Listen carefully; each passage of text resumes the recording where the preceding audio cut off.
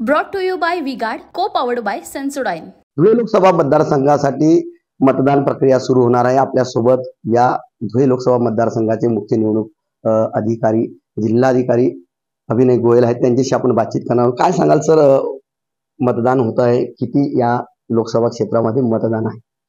आपल्या धुळे लोकसभा मतदारसंघात जवळजवळ 20,22,061 असे मतदार आहेत।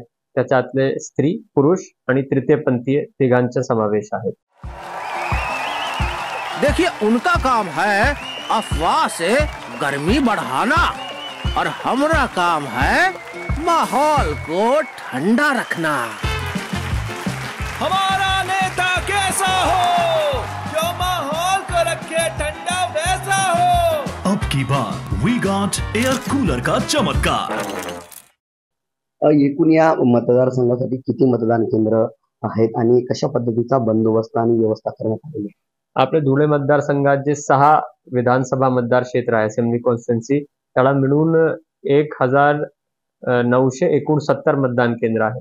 प्रत्येक मतदान केंद्रावर पुरेशी सुविधा, अशोर्ड मिनिमम फॅसिलिटीज मतदारांसाठी आहे, जसे की बसण्याची व्यवस्था, शेड, पिण्याचे पाणी, मेडिकल किट, रॅम्प, व्हीलचेअर या सगळ्यांची सुविधा आपण केलेली आहे।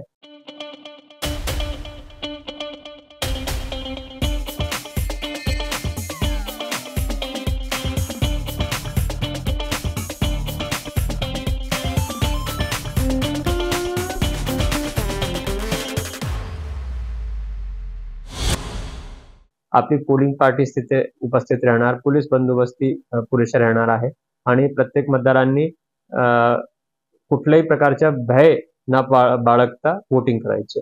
आपण मतदारांना काय आव्हान करा?